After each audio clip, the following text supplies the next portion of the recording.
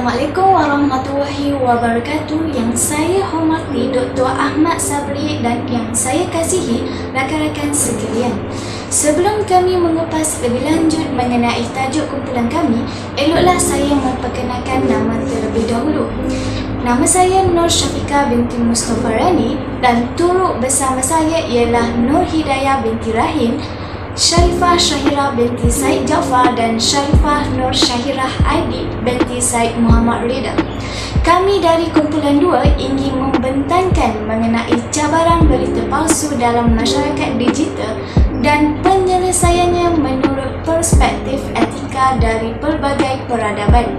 Oleh itu, pembentangan kumpulan kami akan dimulakan dengan pendahuluan terlebih dahulu. Assalamualaikum, saya Sharifah Syahira akan membuka tirai perbincangan kita pada hari ini dengan membukakan pengenalan iaitu dari segi definisi berita palsu dan juga kupasan-kupasan selanjutnya. Malaysia merupakan sebuah negara yang maju berbila bangsa iaitu terdiri daripada kaum Melayu, Cina dan India serta suku kaum lainnya Bidayu, Kadazan Dusun dan juga Iban datang dari Semenanjung, Sabah dan Sarawak. Namun walau bagaimanapun, negara ini tidak terlepas dengan permasalahan berita palsu yang menyelit dalam ruang perpaduan negara.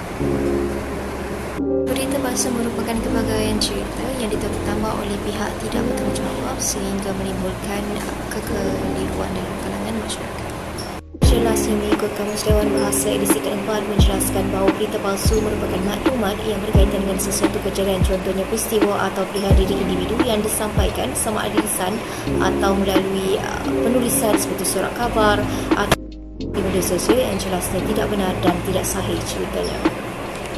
Masalah berita palsu semakin berleluasa dan menjadi lumrah yang semakin menular saban hari semakin sukar dibendung. Tambahan pula masyarakat di zaman moden ini hidup dengan pembangunan merata umpama celawan tumbuh selepas hujan dengan teknologi semakin canggih menjadikan zaman ini masyarakatnya berminda digital ada dikenali sebagai masyarakat digital.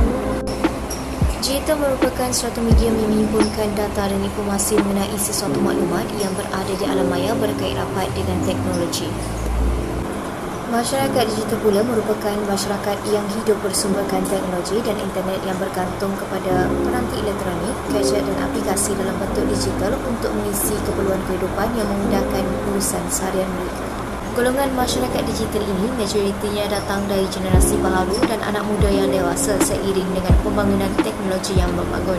Jadi masyarakat yang bijak dalam mengendalikan teknologi dan menggunakannya sebaik mungkin digelar sebagai masyarakat digital. Berita palsu ini mudah tersebar melalui pelbagai aspek dan terutamanya adalah melalui sosial media. Secara ringkasnya, antara media sosial yang popular dalam kalangan masyarakat adalah Facebook, Messenger, WhatsApp, Telegram dan juga YouTube.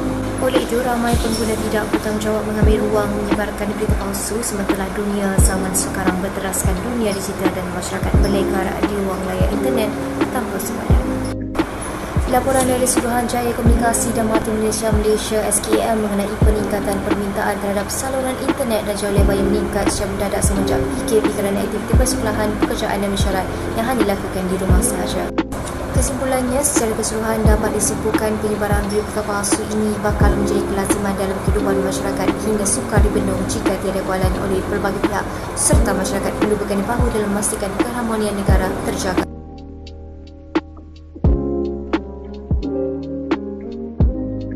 Kita akan teruskan dengan menerangkan tentang cabaran yang pertama iaitu sosial. Kalau disebut dengan sosial, sudah pastilah media sosial merupakan salah satu platform yang wujud dalam dunia teknologi digital. Media sosial membawa masuk platform yang digunakan untuk berhubung dengan orang lain secara dalam talian. Contohnya seperti aplikasi WhatsApp, Facebook, Telegram dan lain-lain. Penggunaan sosial media dapat memberikan maklumat kepada orang ramai, tetapi remaja pada zaman kini banyak menyalahgunakan sosial media dengan menyebar berita palsu atau berita tidak benar tentang sesuatu isu. Berita itu juga selalunya akan mengandungi unsur penipuan, perkauman dan memfitnah.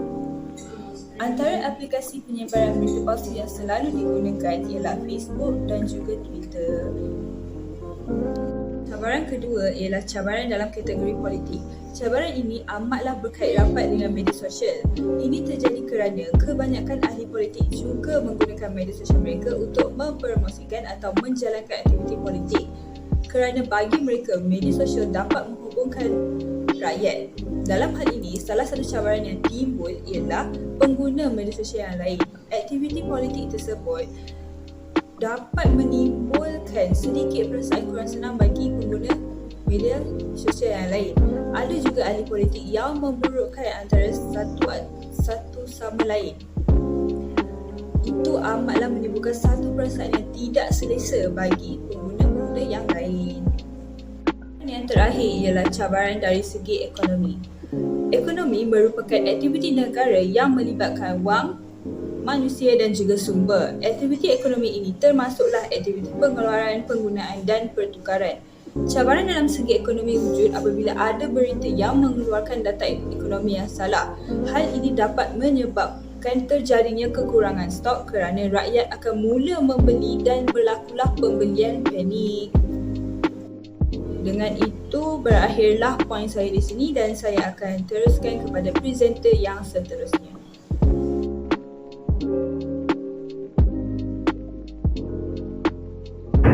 Seterusnya, saya akan menerangkan pula bagaimana cara penyelesaian untuk mengatasi penyebaran berita palsu daripada pelbagai sudut. Namun begitu, kebanyakan masyarakat mengambil mudah tentang isu penyebaran berita palsu. Ada juga segelintir yang hanya mendengar secara bulat-bulat dan ada juga yang menggunakan konsep tabayun. Penyebaran berita palsu ini jika tidak dicegah akan semakin berleluasa, mengakibatkan kesalahfahaman antara masyarakat dan penyebaran berita palsu boleh mendatangkan kesan negatif kepada individu, keluarga, masyarakat dan negara. Bahkan kebanyakan netizen kini hanya membuta tuli apabila mendengar sesuatu berita tanpa menggunakan cara tabayun. Terlebih dahulu boleh menyebabkan masyarakat lain panik, keliru dan boleh mendatangkan fitnah. Berdasarkan slide ini, saya telah memecahkan kepada dua sudut pandangan yang boleh kita ketahui bagaimana cara setiap agama menyelesaikan permasalahan ini. Ia kerana isu penyebaran berita palsu bukanlah hanya di Malaysia tetapi juga melibatkan luar negara. Antaranya pandangan Islam iaitu peranan dakwah, peranan masyarakat, konsep tabayun dan tidak mempercayai golongan fasik. Manakala dalam pandangan bukan Islam pula ialah melalui pandangan dalam agama Kristian, agama Buddha dan agama Hindu. Slide seterusnya, penerangan tentang peranan dakwah memainkan peranan penting untuk bertanggungjawab dalam memberi kefahaman tentang Islam dalam jiwa. Berkaitan poin ini, dapat kita simpulkan bahawasanya perbuatan setiap masyarakat agar sentiasa tidak melampaui batas kerana untuk mengelakkan penyebaran berita palsu yang berleluasa. Peranan dakwah juga perlulah menasihati agar diberi peringatan tegas. Poin kedua, peranan dakwah adalah perlu mengingati kepada setiap masyarakat bahawasanya penyebaran berita palsu adalah perbuatan yang buruk dan jika tidak dibendung akan membawa kepada fitnah yang besar. Bahawasanya peranan pendakwah tentang isu penyebaran berita palsu perlu dipertanggungjawabkan untuk menyediakan atau meneliti setiap berita yang disampaikan haruslah benar. Oleh itu, langkah yang perlu diambil adalah dengan memastikan kebenaran dengan memeriksa kredibiliti supaya sentiasa berlandaskan kitab-kitab Islam. Ini juga dipertanggungjawabkan agar sentiasa menjaga sumber agar tidak diputarkan agar tidak menjadi salah. Seterusnya, penyelesaian melalui peranan masyarakat. Poin yang pertama menunjukkan bahawa peranan masyarakat juga mampu dalam mencegah penyebaran berita palsu. Poin kedua, kita sebagai masyarakat perlu mempunyai sikap yang tidak mudah mempercayai.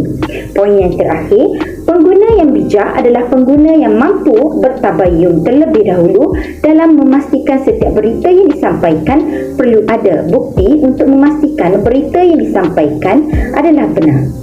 Dalam masyarakat juga memainkan peranan penting dalam membentras penularan berita palsu. Sebagai contoh, masyarakat hendaklah lebih berhati-hati dalam menyebarkan berita.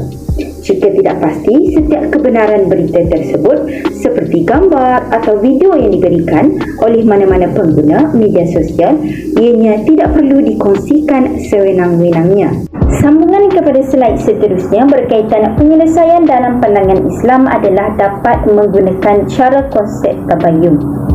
Poin pertama menerangkan berkaitan dengan maksud tabayun merupakan dunia ilmu, pengetahuan atau informasi dimaksudkan mencari suatu data atau fakta yang terjadi untuk kefahaman. Manakala konsep tabayun dalam bahasa Arab memberi penjelasan atau kebenaran.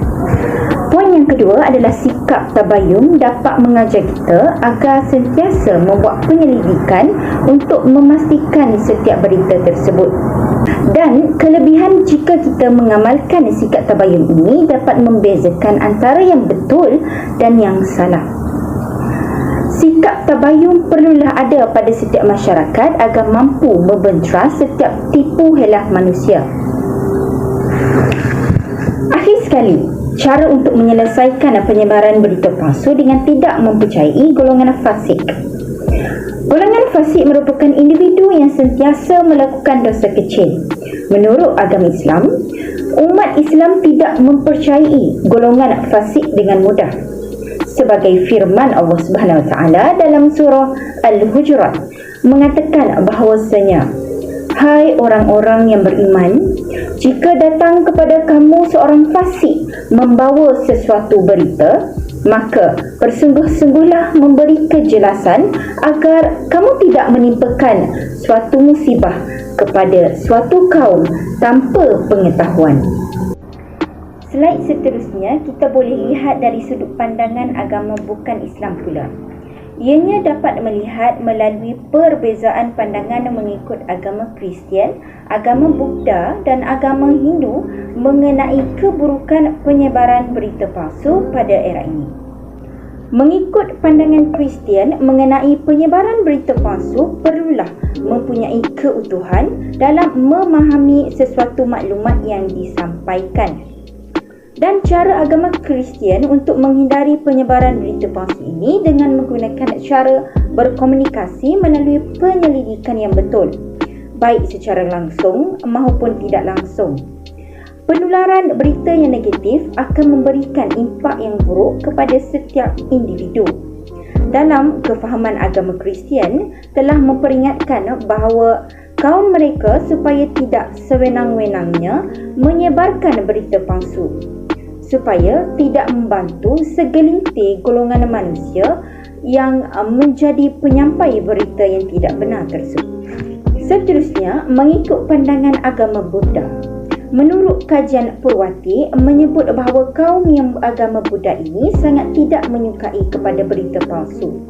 Bagi kaum mereka, kedatangan berita lebih baik melihat secara langsung berbanding mendengari secara bulat-bulat.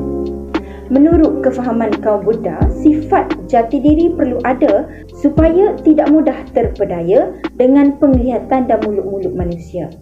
Dan kepercayaan mereka lagi dalam pengucapan benar akan diberkati oleh Tuhan mereka. Manakala yang berkata bohong akan dibenci oleh perkauman agama Buddha.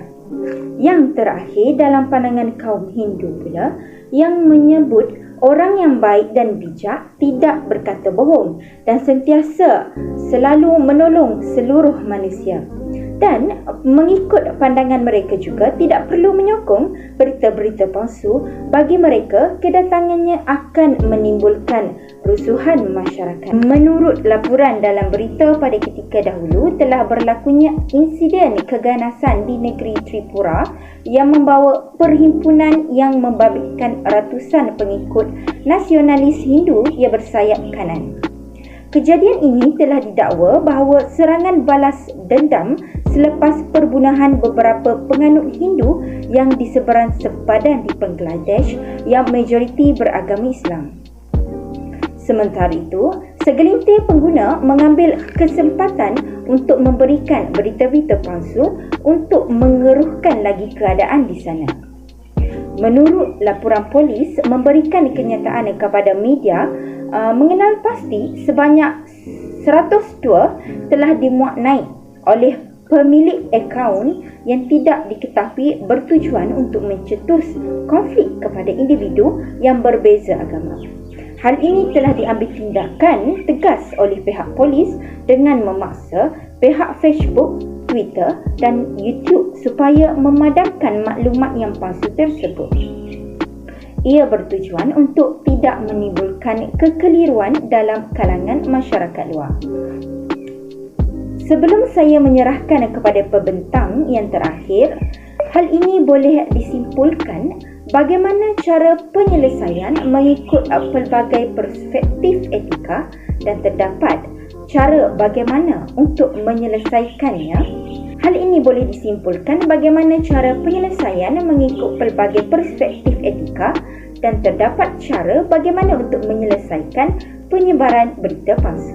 Berdasarkan cabaran dan cara penyelesaian yang telah diperkatakan oleh rakan-rakan saya sebentar tadi, maka dapat disimpulkan bahawa masyarakat digital pada masa kini sememangnya tidak boleh berenggan dengan kecanggihan teknologi yang semakin galak berkembang seiring dengan peredaran waktu dari semasa ke semasa. Keadaan ini mampu meningkatkan peratus penyebaran berita palsu dalam masyarakat digital kerana ada sesetengah pihak yang menggunakan kecanggihan teknologi semata-mata ingin meracuni pemikiran khalayak umum dengan berita palsu yang telah dicipta atau ditokok tambah oleh mereka sendiri. Oleh itu, sudah terang lagi nyata bahawa perbuatan menyebar berita palsu ini adalah tidak wajar dan langsung tidak beretika. Hal ini dikatakan demikian kerana perbuatan menyebar berita palsu tanpa usul periksa boleh mendatangkan impak negatif kepada semua lapisan masyarakat, terutama warga emas.